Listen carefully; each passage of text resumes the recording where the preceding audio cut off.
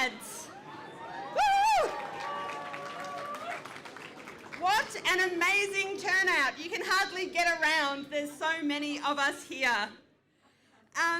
It's just impossible not to feel excited when I look around the room, when I walk around outside and just see so many people here to get involved. We know that this election will not be easily won, but if tonight is anything to go by, we've got masses of people who are ready to go out and fight for a socialist future. So before we begin, I want to acknowledge that we are standing on stolen land, the land of the Wurundjeri people of the Kulin Nation. This land was never ceded, it always was and always will be Aboriginal land. As socialists... Am I doing something wrong? Okay.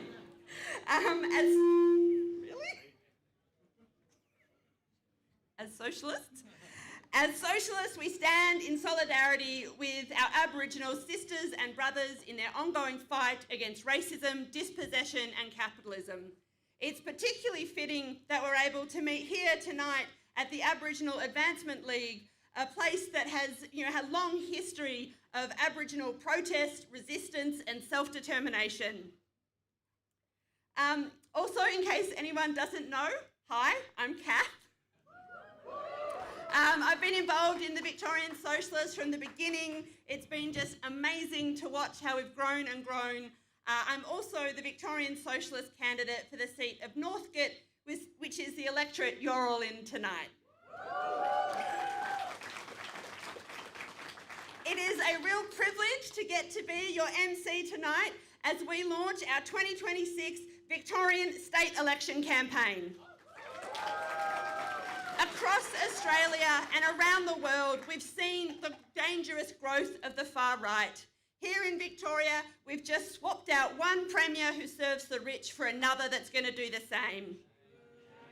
Instead of standing with workers, their first priorities have been austerity, attacking militant unionists, and pouring more money into the racist police and prison system. But we're not here tonight just to talk about what's wrong, right? We're here because we think a different world is possible and we want to build it.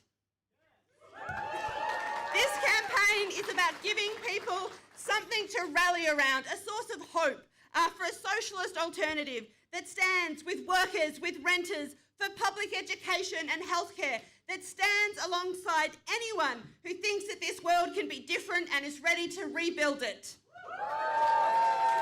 Over the course of the night, you're going to hear from some fantastic speakers talking about the political challenges we face, the opportunities in this election, and what every single one of us can do to make our campaign a success.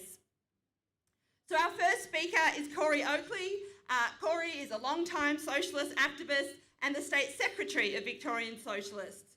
He was one of hundreds of activists who marched on the Woomera Detention Centre, which is one of Australia's concentration camps for refugees, and helped pull down those fences to allow the refugees to escape, to tell their story to the media, and to get the medical attention they were being denied.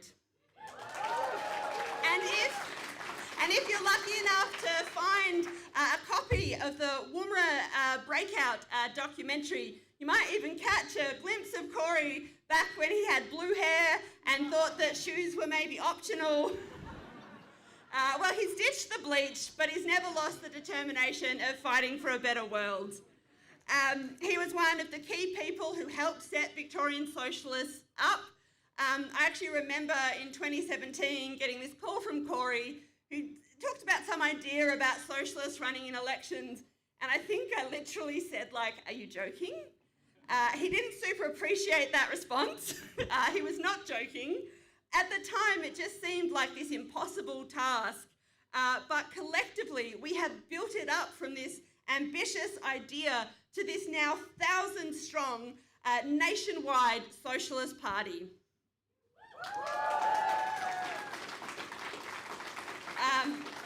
So it's wonderful to have hundreds here tonight who've come because of that collective effort.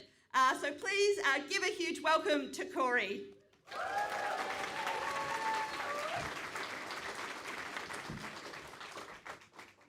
Okay, thanks, Kath.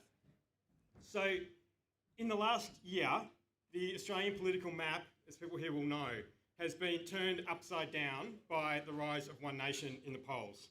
First, we saw them smashing the Liberal Party vote and the result they got in the South Australian election. But if you believe the polls that have been coming out over the past few months, they're now starting to smash into the Labor Party vote as well. And this election in Victoria in November this year is the first major statewide test of how far this development is going to go. And the outcome, I think, of it will define the terrain of politics across this country for years to come. It's going to have huge ramifications for the election that's happening in New South Wales in March next year and the next federal election. All of those will happen in the context of what happens here in Victoria this year. Now, we know that every step forward for One Nation is a victory for hatred, a victory for racism, for victim blaming, for vicious, brutal right-wing politics. And we know that every step forward they take pushes the Liberal Party further to the right, further to attack migrants. It pushes the lunatic right wing in the media to demand even more extreme reactionary measures. But we also know that the Labor Party offers no alternative that can galvanise people against the far right. They are incapable of advancing a vision of how society can be changed for the better. Because how could the Labor Party do that? Labor is the party of the Gaza genocide. It is the party of neoliberalism and privatisation. It's the party of attacks on the poor and the vulnerable. The new leader, Ben Carroll in Victoria, who is Education Minister, refused to give the teachers the deal that they deserve and desperately need. He is only going to take Labor further to the right. So we cannot accept that these are the only options. What is desperately needed and what we plan to provide is a radical alternative that stands against the right, but also throws to the curb any idea that Labor's corporate centrism can deal with the crisis our society is currently in. We need bold socialist politics that identify and combat the key problem, that our society is ruled by and for the super rich, and also that stands against the racism and the scapegoating that is at the core of the One Nation threat. We need a party that provides a vision of hope and solidarity and stands for a radical redistribution of wealth and power in this state and in this country. So that is why we are embarking on today on the biggest socialist campaign that has ever been seen in this country.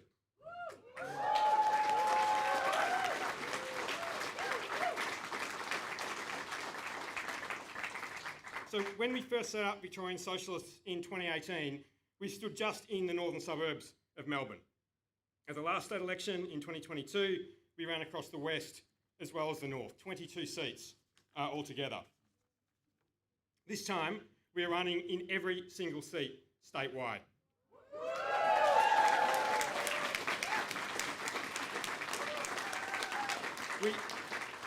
We have already pre-selected candidates in 72 lower house seats.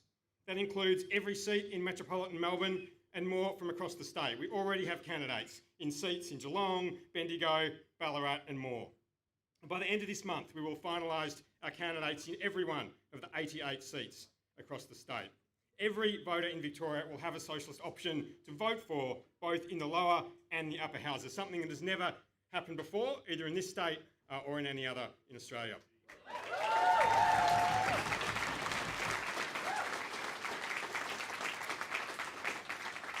Now, running a statewide campaign is going to be an enormous undertaking. Since 2022, we have put extensive effort into building up our infrastructure and building up local organisation everywhere that we can, and we plan to expand that rapidly in the coming months. There's approximately 1,600 polling day booths across Victoria that we will need to staff on election day. To do that, we'll need at least 4,000 volunteers on the day. So the people in this room are a core part of how we're going to make that happen, which I'll come back to. But while we are extremely excited to be running across the state. I want to make it clear that we have no intention of neglecting our heartland in the north and west of Melbourne where we've run in the past. In 2022, we knocked on 188,000 doors over the course of the maybe 12, 14-week campaign. We thought that was pretty good at the time. Our aim for this campaign, based on the number of volunteers we have compared to last time and so on, and what our expectations are, is that we're aiming for 500,000 doors in Northern Metro and Western Metro combined.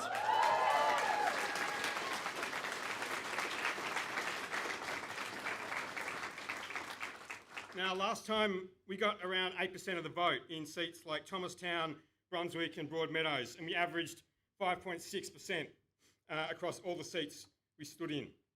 And I think those decent results, it's important to say, really vindicate the idea we had, or one of the ideas we had when we started this, which is that it was possible for socialists, if they campaigned well, to win votes both in the inner city areas, where for years the Greens have been able to win progressive votes from Labor, but also to win votes in the core working class migrant areas in middle and outer suburbs, where Labor has never been challenged from the left before. So we think we can do that, and we think that we can substantially increase our vote in all of those places. And if we do that, we will have a serious chance of getting Omar Hassan in Northern Metro and Annika Demmanuel in Western Metro elected into Parliament.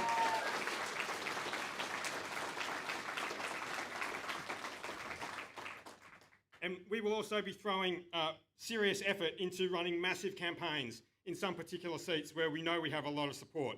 Our best result in 2022 was in Footscray, where we got 9.4%. We have a much bigger team of members and volunteers there this time, and think there is significant room for growth in our vote. So, watch out on election night for when the results from Footscray start coming in. But in Footscray and across the whole state, the success of our campaign is going to rely overwhelmingly on the hard work of our members and volunteers. We do not have the millions of dollars that Labor, Liberals and One Nation will use to absolutely saturate our screens with ads promoting all of their vile politics over the coming months. We're going to see an absolute deluge of it as all the parties pour millions and millions of dollars into this campaign. We will not be doing that. We'll do what advertising we can, but that is not our strategy. Hold it. I'll just a bit closer. I won't do that. I'll just go closer. Is that all right? Okay. What we have instead of that money is you, the people here in this room, and the many more around Victoria who already support our party. We know that when we can get to people, when we can get them to hear our message, it resonates and we can win votes. So what we need is for people here to be on polling booths, to be door knocking, to be letterboxing over the next few months. And we need you doing that yourselves, but also drawing friends and family and co-workers into our campaign. The moment that we are in politics in Australia and in Victoria is dire and dark.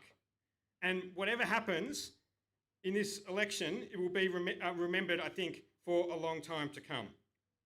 But the power is here with all of us working together to help make sure that 2026 is not remembered just for the rise of the far right, but that 2026 is a year where a new socialist movement burst onto the political scene and bloodied the nose, not just of One Nation, but of all of the parties and the institutions that keep the wealthy few on the top and the rest on the bottom. That is the challenge in front of us in this campaign. Thank you.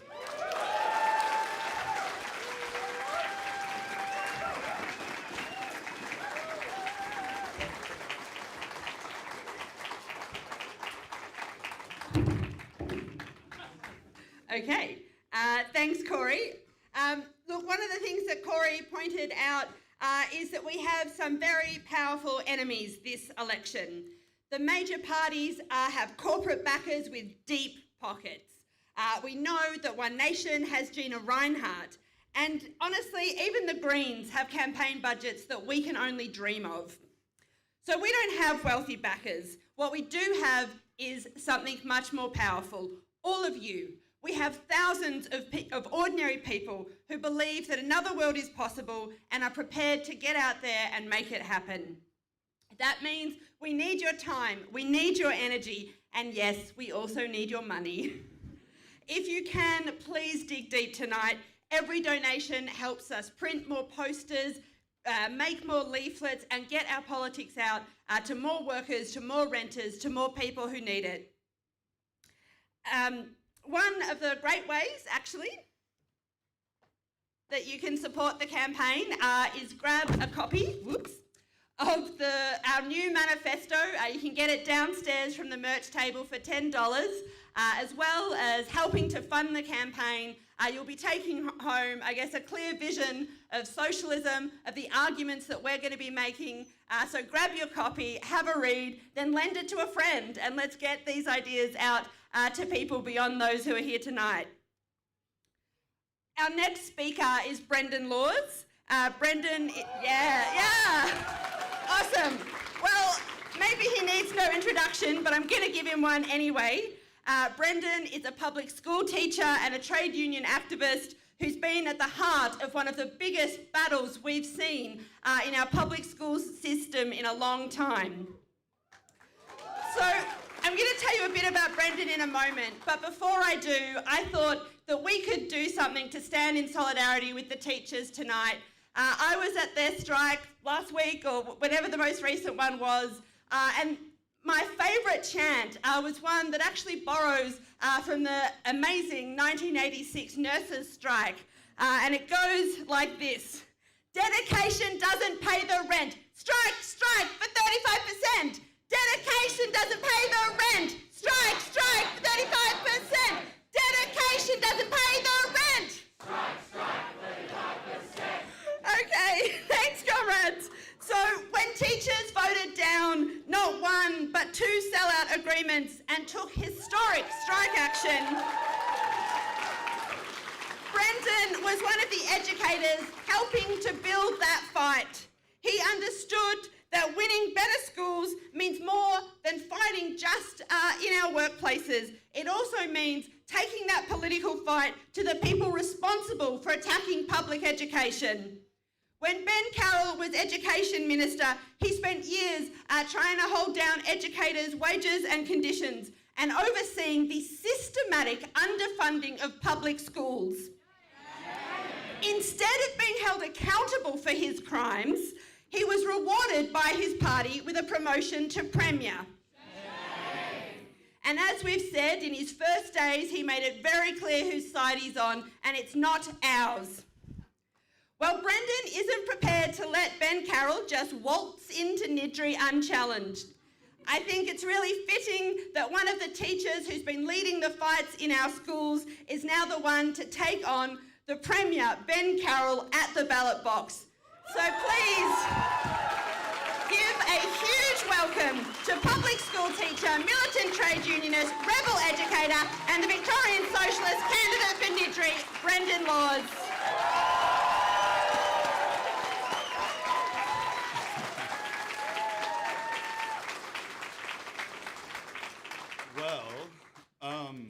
I hope Ben Carroll is scared of that introduction. So a few months ago, the Labour Party and their friends at the head of my union had a completely different idea. They had a plan for how this campaign would go. What it was going to be is a bit of agitation, a bit of words about underfunded schools. It was going to be one set-piece strike, even though we hadn't struck in 13 years and we'd been constantly going backwards. Then it was going to be tying up a deal, selling it ruthlessly to members, even though it didn't stem the crisis, and trying to scrape it over those lines based off of fear-mongering and low expectations. Then the plan was, let's pivot that fear-mongering and low expectations into the election for the Labour Party, getting continuously further to the right. That was the plan. It had worked before. Those plans had led to the crisis in education that we had. That's why our pay had been losing ground to inflation every year since 2020. That's why Australia has increasingly segregated and unequal schools because of the drastic privatization that is rampant throughout our systems.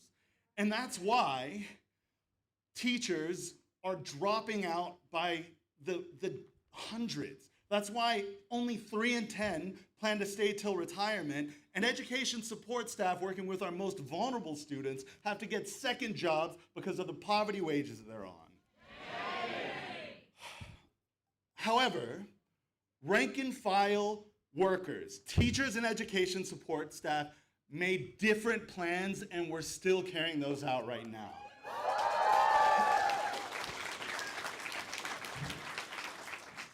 That strike in March, it was a historic moment, and it built up the confidence for thousands of workers, started getting that muscle memory for what it looks like when you stand up to your bosses, when you stand up to the system, when you stand up to a government that neglects you, and that confidence didn't just go away.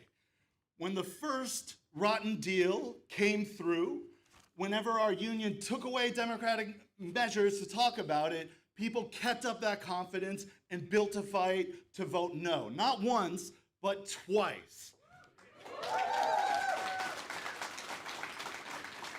And that's why it wasn't one historic strike. It was another strike last week that we won. That was a strike of the rank and file, demanding that this fight needs to go on and there's more that we can get out of it.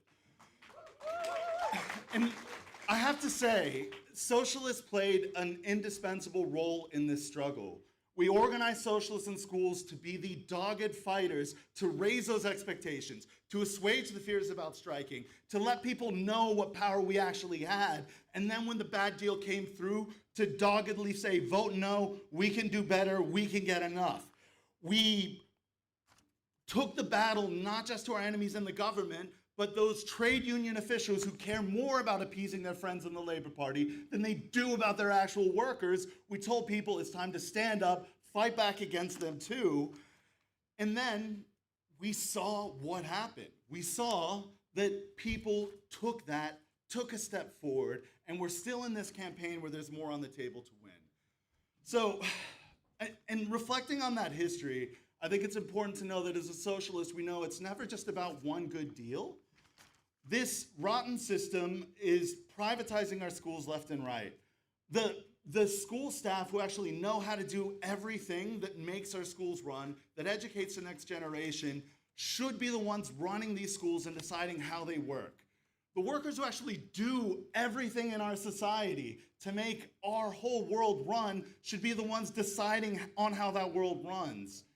And this year, we've had this huge segment of workers get a bit more confidence, and it is now the most urgent task to translate that into the fight for the whole new society that we deserve.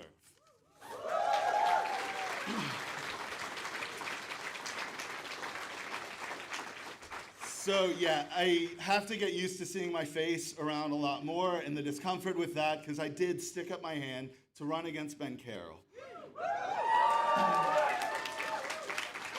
I did this alongside 12 other rebel socialist educators who are out there fighting to be the workers that run through Parliament and actually tell the world how society should run. We're running in this election to demonstrate the workers know what we need and know the world that we need. And if you look around the room at some of those other red shirts out there, some of those legendary rebel teachers could be next to you as we speak.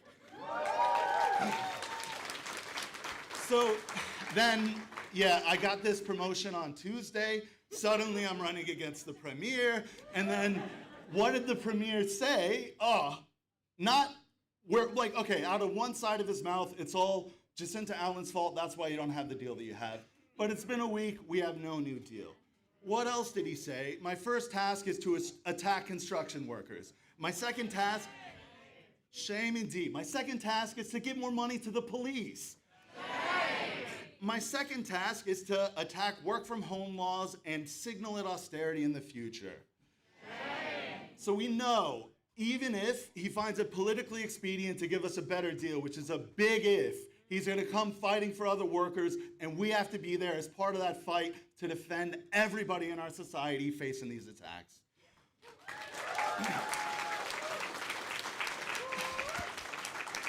So that's why everybody in here, whether you're in schools or not, needs to be part of that moment. You need to be building your local branches. You need to be doggedly talking about what it means to take that next step forward as a socialist organization and relentlessly bug your friends about it. and your family members. I even got a donation from a right-wing family member this week, so keep going. Our task is to build on these moments and connect it to that fight for the actual world that we deserve. Whether it's saving public health clinics that are being shut down, whether it's protesting against data centers destroying working class communities, whether it's the attacks on our water system. These are all the fight for the society that they deserve. These are all fights for the working class, and it's all fights that we have to be part of, and we have to build our socialist movement to be responding to. So we saw a little glimpse this year of what a scrappy team of socialist workers could do in a single industry. Imagine if we come out of this year with double that size of teachers. Imagine if the hundreds here meet hundreds or thousands more, and all of these people become those scrappy fighters for socialism. What could we win, comrades? I think, yeah. So I'll leave it there, but these moments and this election with all the horrors that we're facing is another moment to take a step forward in that world that we deserve to win. Thank you, comrades.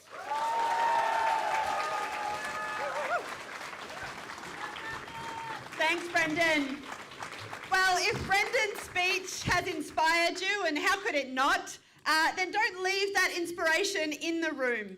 Because the truth is, no matter how wonderful our candidates are, this election is not going to be won. This movement is not going to be built by a handful of decent candidates. It'll be won by hundreds of ordinary people deciding to get involved. We want to knock on 500,000 doors. We want to have tens of thousands of conversations in the workplaces, at train stations, on doorsteps, and in our communities. We can only do that if every single one of us plays a part. And look, maybe you're sitting here and you're like, oh boy, really? I've never done anything like that before. Well, 8 years ago, neither had any of us. And the good news is you don't need to be an expert. You don't need to have all the answers. To be honest, you don't even need to be all that confident. You just need to care enough to start a conversation. And I am sure that that is true of everyone in this room. And we can show you the rest, right? So to help with this, we're running volunteer trainings next Saturday, 11 a.m. at our Brunswick Centre, 83 Sydney Road, and also the Footscray Centre at 1/77 Paisley Street. So get to whichever one of those is closest to you. You can sign up for that downstairs as well. We want to help everyone, get to know how to talk to people, whether you've been campaigning for years and you just want to skill up, or you've never knocked a door in your life and just want to get a sense of what this whole process is, then come along and we'll help you out. Then the following week, we want everyone, whether you're campaigning in the north or the west or wherever else, to get down to Footscray. We want to have a huge all-in door knock in Footscray. It's, as we've heard from Corey, Footscray is one of our most exciting battlegrounds of this election. It's an area where we already have strong support, where thousands of people are looking for an alternative, and where we have a real opportunity to shake things up. So if you've been thinking that you wanted to dip your toes in, like give us a bit of a go, then Footscray should be your first door knock. Make that plan tonight. Because just imagine hundreds of us, hundreds of socialists, fanning out all over Footscray together. That is the kind of campaign that gets noticed, that strikes fear into the hearts of our enemy and opponents.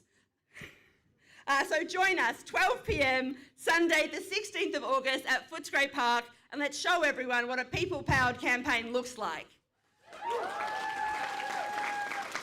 And I guess while we're on the topic of Footscray, that provides a convenient segue. Our final speaker tonight is Jasmine Duff, who's our candidate for Footscray. Yeah. I first met Jasmine at a May Day celebration, which people will know is a long-standing socialist day, a day of working class struggle and solidarity. And Jazz and I actually met at the sing-along component of that day.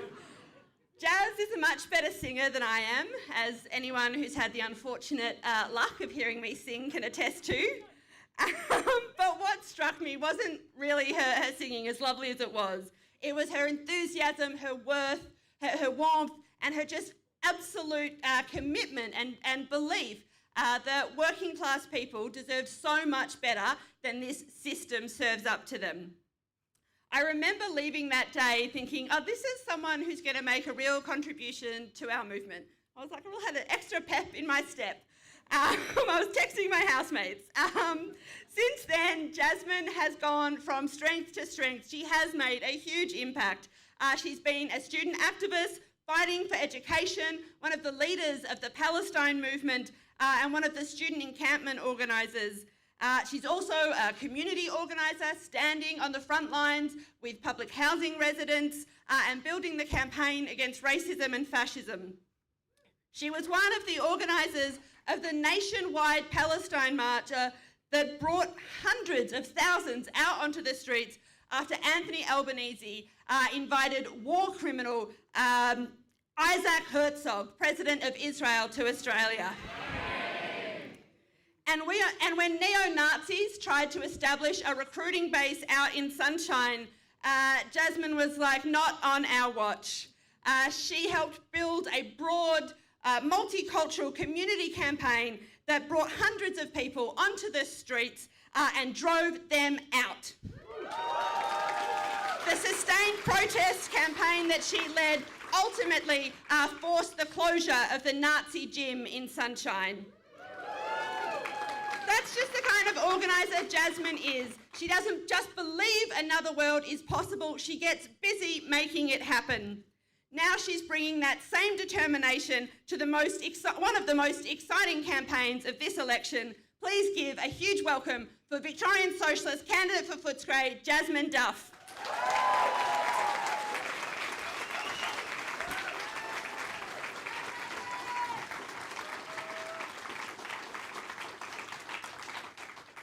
Thanks, comrades. Well, we live in a state and we live in a country which is not just divided by class. People talk about the class divide. It's this neutral term. We live in a country which is devastated by class. Australian billionaires increased their wealth by an average of $600,000 a day in 2025. And the richest 48 at the top of this society control as much wealth as the poorest 11 million Australians. Shame. Shame. And Gina Reinhardt, who has been ferrying around Pauline Hanson to Dolce & Gabbana shows in Europe, Gina Reinhardt has a net worth which tops $38 billion. And that is equivalent to, like, what she's currently making is equivalent to $5,631 every single minute. This is the way that the rich and powerful live. And part of, using that term class divide, it doesn't tell you where that wealth comes from. Where does that wealth come from? It's not just that there are haves and there are have-nots. There are people who have the wealth and then there's others who didn't manage to get it. People like Gina Reinhardt, the billionaires and the capitalists, they have wealth because working class people spend our entire lives 8 hours a day, 5 days a week, if you're lucky, working for them, making them money. That's where they get their wealth. It is from stealing the lives of working class people. And when people say to you, what's going on in your life? What's new in your life? What have you been up to? What have you been doing? We're meant to think that the small amount of time that we have after work, that is what constitutes our time. The time we get to choose, the time that is within our control. The rest of it belongs to the rich and powerful. They own our time. I reject that. I think we should have a society where working class people organise ourselves, stand up to that and say, you will not become billionaires by exploiting us day in and day out. That is what socialist politics is about.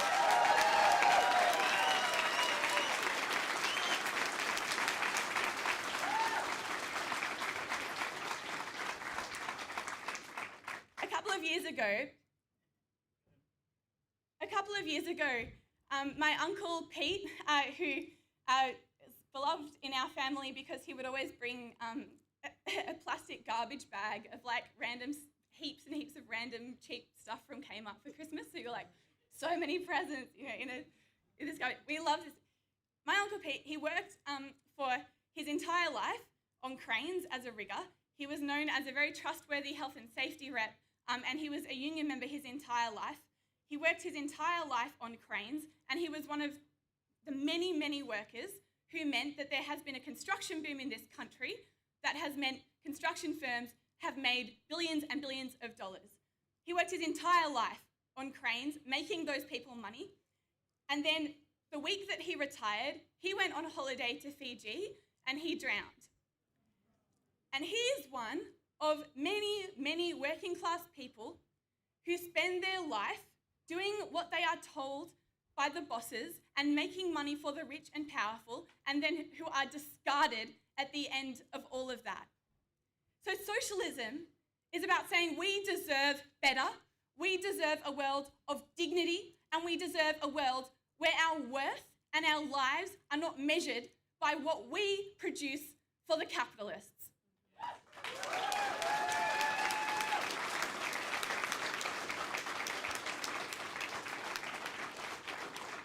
And there's a lot of rhetoric at the moment and a lot of talk about billionaires. But it's not just the billionaires. It's the fact that the entire system, the capitalist system, is structured to be like this. It's structured to oppress working class people and to funnel wealth to the rich and powerful. That is the whole system that governs not just our state, not just our country, but our entire world. And we saw the consequences of living in a world that is governed in that way when the Gaza genocide began in 2023. We saw as the bombs fell, as universities and schools and hospitals were bombed, and as entire family bloodlines were wiped out forever, we saw what it means to live in a capitalist system. It means death and destruction, and it means people getting rich off that, and it means even Labor governments, so-called social democratic governments, not just going along with it, not just letting them have access to the weapons that they need, to the money that they need, but also touring the president responsible for that to our country, getting him to meet children and presenting him as if he is some wonderful diplomat that everyone should shake hands with. That's what it means to live in a capitalist system. And so in my electorate, where I'm going to be running in Footscray, I think you see this in the most just visceral way. And just recently in our electorate, there was a young man called Abdi Fattah Hamed, who is a young Somali man. He was shot dead by 2 police officers. The state government proclaimed that they stood with those police officers unequivocally. Why could this young Somali man be shot dead in the streets of Footscray? And then why could his name disappear without even a whisper? First of all, he was homeless, as are 30,000 people in this state, a state in one of the richest countries in this world. The Footscray electorate is around 20,000 people. A lot of the electorates in this state are 20 to 30,000 people. 30,000 people are homeless in this state, and what's Labor doing about it? Worse than nothing, they are selling off, privatising, demolishing on their own dollar, I might add, demolishing and selling off the 44 public housing towers that dot our skyline. Those public housing towers are a visual representation of the idea that people at least deserve a roof over their heads. And Labor is knocking all of those down and selling the land off to private developers. And you know what they're calling that? Renewal. And they're lying and trying to make people think this is a positive thing that to the residents that this is going to mean. There's actually ends up with a lot of public housing stock and everything is lovely. That's not true. It is a massive reduction in public housing stock in this state. It's privatisation, as Labor has been privatising year after year after year, anything that they can touch, just like Kennett did. Shame. Shame. He could also be shot dead and then painted as if he was the villain, because Labor and Liberal governments for decades have gone along with and have created and have whipped up a consensus that if you are black in this country, if you are black in this state, if you are a refugee, if you are a working class migrant, then you are a villain in our society. And they like to call, Pauline Hanson an outlier. They like to talk as if One Nation's racism is bizarre and has come from nowhere. Well, it is Labor and Liberal governments that have painted young black men as villains, as terrifying, and it is Labor and Liberal governments that have locked up black children in prisons in this state and in this country, and it is Labor and Liberal governments that systematically exclude and oppress people for their racial background. Shame. And that's why we also now have a situation in Victoria where our Premier announced, as if it was a positive thing, that 12-year-olds can go to prison. Shame. This is a state in which punitive laws are used against children and they are locked up in prisons. That is not the place that a child belongs. No child should be in prison.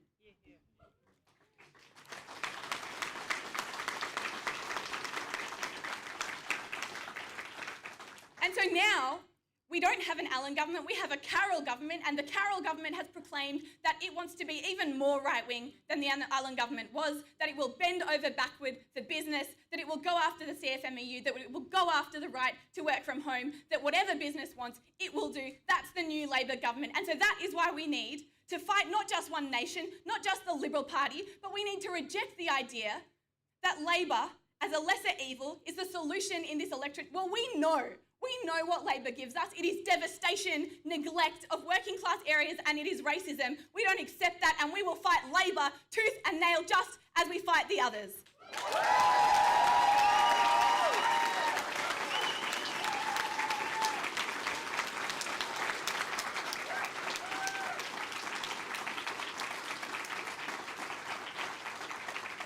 So what are we going to fight them for? We're fighting for a universal living guarantee, something which sounds so obvious, so ridiculously obvious, that it shouldn't even be written down on paper, that it shouldn't be coming out of my mouth right now. A universal living guarantee.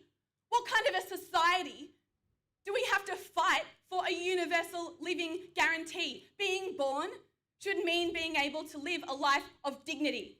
Being born should be enough to live a life where you have access to the things you need to live a good life, and especially in one of the richest countries in the world, especially in a country where billionaires are rorting us every single day.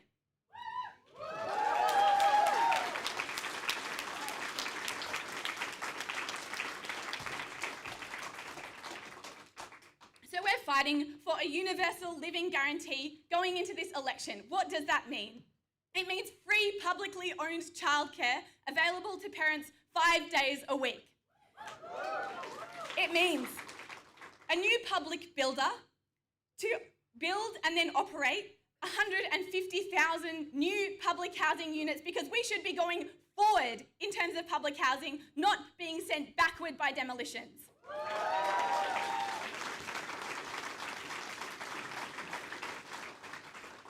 It means a 25% rent cut for private renters, and it means a 5-year rent freeze. And more than that, more than just a rent freeze, we are calling for rent reparations for everyone who has had to pay rent rises higher than inflation since 2021. The idea that our landlords have been rorting us just because they think we'll believe them their inflation requires this. We don't believe it, and we demand reparations from them.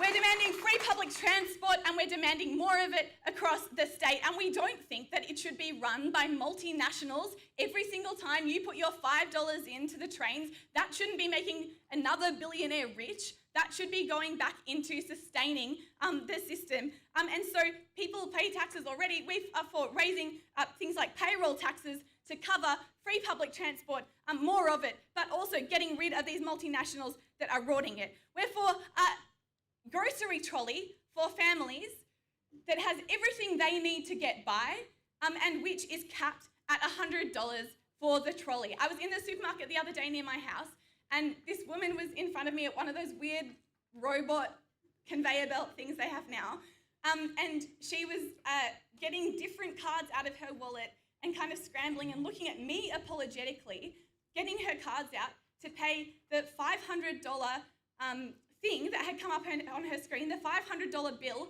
for her family's groceries. And this is a woman who, she looked at me and she said, sorry, I have 5 kids. I know it's ridiculous. I'm sorry I'm taking so long. Was putting those reward cards that it's like the idea that they're giving you something back because they're tricking you into, using their freaking card. But so, this is the kind of thing that people are going through, struggling to spend $500 on groceries. Well, we're saying no. We don't accept that. $100 for a trolley of groceries for families, and no one should have to pay more than that, and they should get what they want. So that is our universal living guarantee, something to provide people with dignity, but in particular, a springboard and a jumping off point. Because we know that people deserve far, far better than everything they are given, and we're going to fight for it tooth and nail. And this is the starting point. We're going to go out this election and show what people actually deserve in this state. And then every year we're going to fight for more and more and more until we get it and we take it out of the hands of the billionaires who keep us down, the capitalists who keep us down. We're going to fight to take it out of their hands and put it into those of working class people.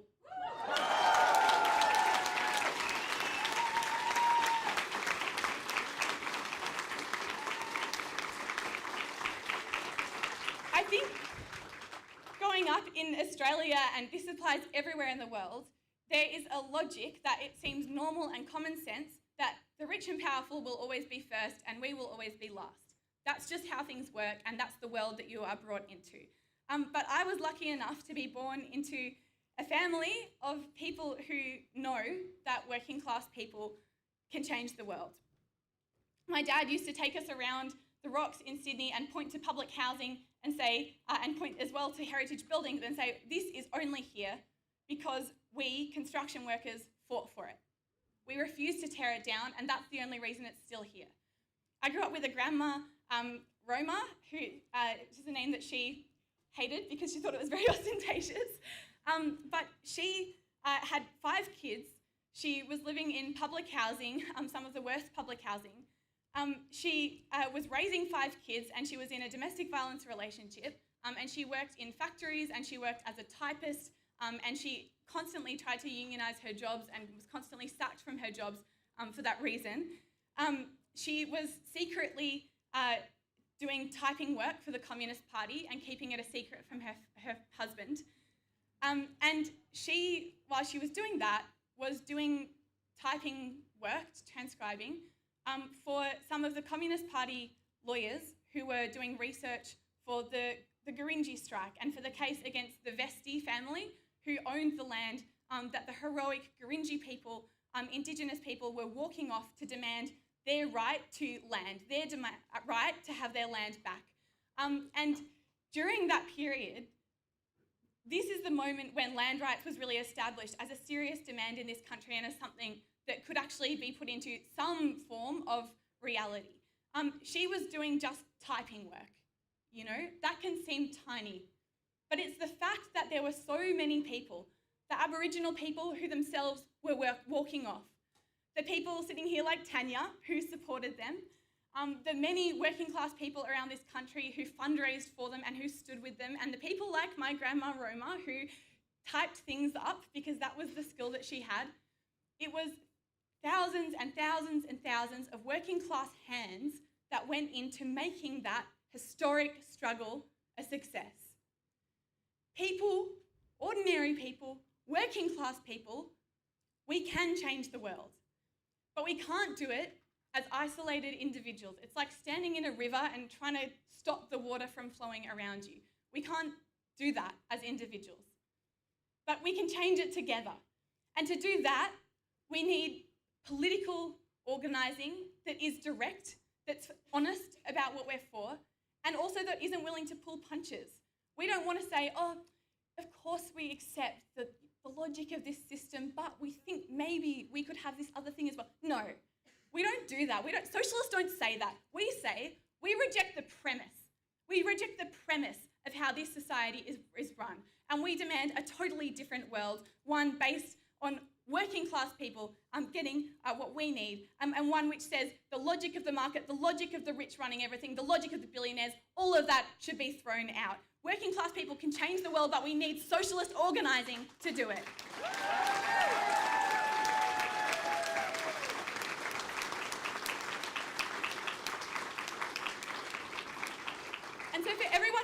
tonight, I can see a lot of people who do a lot in terms of campaigning, both as activists but also for Victorian Socialists.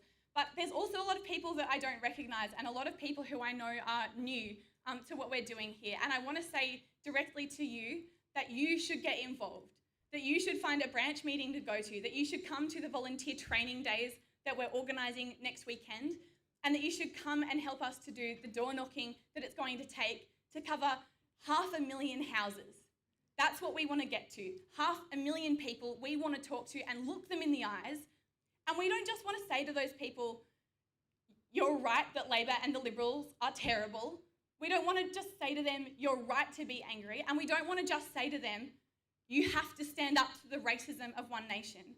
We want to say to them, you can be part of fighting for a new vision of society. You can be part of a movement to change the world and to change our country and to change our state and our city. You don't have to accept any of this rubbish that we're told. You can change the world, and you need to do it by joining with us, by being part of a socialist project. We want to say that to these people. Your horizons should be far higher, and we've got a vision to get them there. We've got a vision to change this society. We need to say that to 500,000 people. We need to win them to our side, and we want you, the people in this room and the people listening outside, to be involved in doing that with us.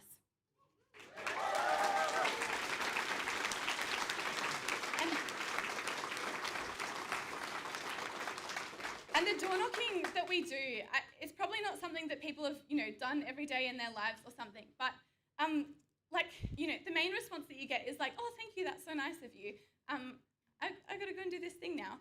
But you have so many conversations with people who, I remember having a conversation with a guy, actually when I was campaigning for Kath, who said to me, he went on about the public housing sell-offs. He was an older guy. He said, my daughter works in a factory. She is still underpaid compared to the men. It's so wonderful that Kath has been fighting for equal pay, which she had at the time. But he also said, I'm dying of cancer, and please come back and please bring me a core flute, because I want to walk out my house every day and be reminded that these lovely young people are trying to change the world. Because I want to know that for my daughter and for my kids, that there are young people trying to actually make things better, trying to bring back the idea that we don't just have to live like this. And I want to die knowing that there are young people, a new generation, who are actually trying to take things into their own hands and fighting to change things. These are the conversations you have. And, the biggest thing is we want to win votes. We want to convince people that they should vote for us. We want to convince people to take a yard sign, to volunteer with us. But to me, one of the things about the door knocking is it just shows people there's someone out there who's actually fighting for you. There's a party out there that does believe all of the things you think about this world are true, that we shouldn't have to live like this, and showing people that their horizons can be higher. We want to give people hope. We want to show people things can be different. So come and do that with us. The door knock that we're going to be starting off with is happening on the 16th of August. It's a Sunday, and you should write it down in your diary now and organise to get there. We're meeting at 12 o'clock in Footscray, and a lot of the door knocking is going to be organised locally, but this is going to be everyone, all of us getting together. There's 1,100 people who, got tickets to tonight. Well, we want 1,200 people to be at this door knock. We want to have this kind of massive presence, and we want to show, both how kind of many people want to actually join in with us, want to change the world with us, but also we want to go out and talk to people and have a big start. So after I finish, everyone should get out your phones and go to the Victorian Socialist website and register for that. So get involved with us, come to the volunteer training, come to the door knock, but this is the time right now to begin your journey, because you know what? This is also what One Nation is doing, and the Labor Party are doing, and the Liberal Party are doing. They're trying to get their houses in order. They're trying to go out there and convince people to be racist, to have lower expectations, and to think that it's fine that society runs like this, that they shouldn't expect anything more. We need to go out and we need to fight all of that, because they tell us every day, they tell us by how they run the world, poverty is necessary. Homelessness is normal. They tell us to accept a status quo where billionaires fleece us, where we give our entire lives over to these people and then we're thrown on the rubbish heap. They tell us to accept a world, a life, where refugees come to this state and they're persecuted for seeking safety. And they tell us to accept a world that is run by the likes of Gina Reinhardt and the billionaires. They tell us to accept this status quo. Well, we say we will not. We will fight, and we want you to do that with us. So get involved, be part of the campaign, throw yourself into it. Let this be a moment where your hands grip history alongside those of thousands of others. Let's go out and fight them, but let's fight for a vision of socialism.